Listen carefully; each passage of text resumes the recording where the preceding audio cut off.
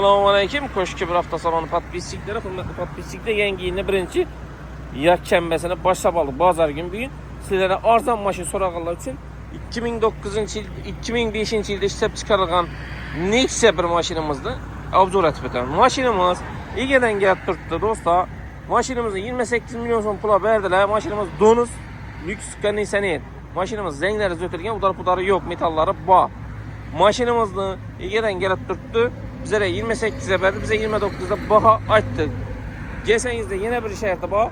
Gelsengizde ege bilen gepleştiremiz. Soğudalaşarsalar, üzerinizde ortalar. Bize egeden bir son pulumuzdan alıp kalamız. Kızıklarla alakaya çıkınlar. 99'lık 549 59 99 telefonlara telefon edip gelebilirsiniz. Maşinimiz ideal halatda, metalları bor. Zengleri zötülgen.